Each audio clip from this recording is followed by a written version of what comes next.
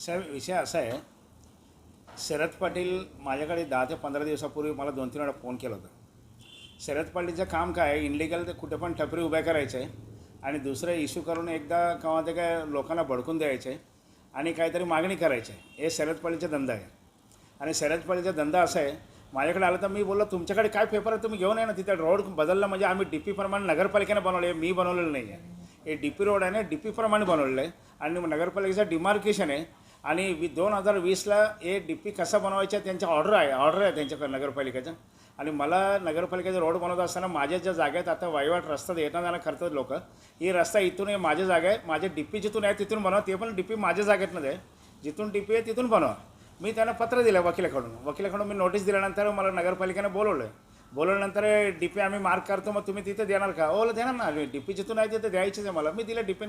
त्या लोकांना 12 metre D पीपासून माझं सँक्शन आहे. मला ते नगरपालिकेनं सांगितलं तुम्ही जरा पुढे 18 मीटर आज ना उद्या करायला लागेल, तुम्ही 18 मीटर देऊ शकता का? बोला मी देऊ शकतो. मी मला काय पैसे देणार आहे तुम्ही, का द्यायला काय मला अडचण नाही आहे. मी 18 मीटर रोड जागेवर केलेलं आहे आणि ते पण जागेवर नगरपालिकेनं सिमेंट कॉन्क्रीट केलेलं आहे आणि नगरपालिका सांगितल्याप्रमाणे आम्ही केलेलं आहे. कुठला इनलिगल केलेलं नाही आम्ही. आणि शरद पाटील ओनली ब्लॅकमेल करतो, स्वतःचा फायदा करता. आणि अनेक वेळा त्यांना सांगितलं आणि मी काल पोलीस स्टेशनला सांगितलं, पोलीस स्टेशनला बाबा माझ्या जागेत तर उपोषणाला बसायचं नाही, माझ्याकडे जे डॉक्युमेंट बघायचं तर तुम्ही येऊन डॉक्युमेंट बघा ना. पहिलं तुम्ही आंदोलन बसलं उपोषण करण्यापेक्षा तुम्ही माझ्याकडे येऊन माझ्याकडे डॉक्युमेंट आहे का नाही, काय मिस्टेक आहे का, माझ्याकडे बघून घ्या ना.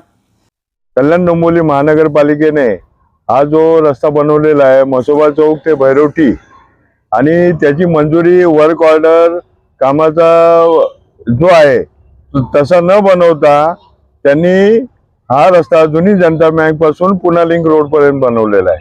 तर आमचं एवढंच म्हणणं आहे की हा जो रस्ता जो मंजूर वर्क ऑर्डर आहे त्याप्रमाणे न बनवता हा जो बनवलेला आहे आणि ते डीपीच्या नावाखाली जो बनवलेला आहे त्याची कुठलीही परवानगी माननीय आयुक्त साहेबांची नाही.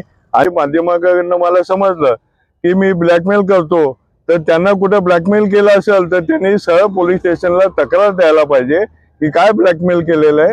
असे खोटे नाटे आरोप करून असं चालणार नाही. आणि हे जे झाडं तोडलेले आहेत या रस्त्याच्या रुंदीकरणामध्ये किंवा XYZ, तर त्यामध्ये जे 30 ते 40 वर्षापूर्वीचे मोठे मोठे वृक्ष होते, हेरिटेज वृक्ष होते आणि ते तोडण्यात आलेत आणि ते छाटायची परवानगी घेतलेली आहे. झाडं मुळापासून उपटायची परवानगी घेतलेली नाही.